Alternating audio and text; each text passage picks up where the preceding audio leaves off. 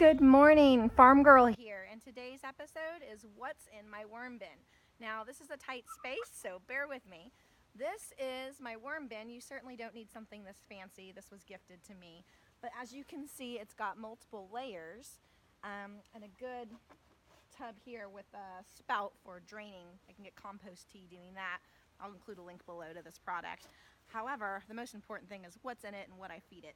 So we're going to take a quick peek. I use Alabama jumpers. They're called that because they're the most photophobic worms in the composting world.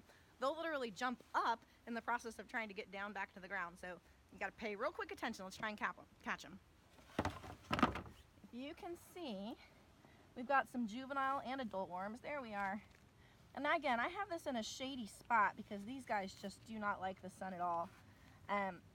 One of the most important things about worms is that they're only as good, the soil, the castings they provide is only as good as what you feed them. And so we feed them, organic kitchen scraps and products around, waste products from the garden. But if I can just dig in here, and you can see we've got some juveniles, adults, and I'm not seeing any eggs. They're actually called cocoons. I always call them eggs. But the fact that we have juveniles means that there had to have been cocoons in here. So let's take another peek. You can see this is a juvenile. And just lots of good fun stuff in there.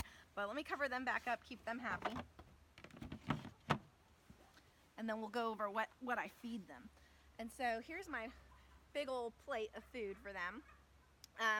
That looks like juicing pulp. That looks like the eggshells that I get from the hens. I actually go ahead and grind those up. And the reason for that is that worms actually have a gizzard just like a chicken. And so they need some amount of grit as they're digging, eating through the soil and picking up micronutrients. They actually need something with a little bit of grit to help them break that down. Another thing that we've got in here, if you can see, is coffee grinds. Coffee grinds are great for worm bins. Again, same reason, they need that grit for their gizzard. Now, even though worms and chickens are similar, you would not want to give coffee grinds to hens. I just want to make sure that that's understood. Another thing that worms really enjoy is old tea bags. Obviously, any green kitchen waste, these are the beet leaves that came off the beets I harvested last week. And then my favorite thing to feed my worms is actually all the marketing material that people send me. We did not need any of these credit card offers. And these days, most ink is soy-based, so you don't really need to worry about that. As long as it's not glossy, you can go ahead and put it in your worm bin. I do go ahead and shred mine before I put it in there just to make it break down a little bit more. The carbon in this is just wonderful food for them. But also it can serve as the bedding, and so it makes a really good substrate for them to get into and to even mate and produce more. So these are kind of some elements that you could have around your suburban homestead to put into your worm bins.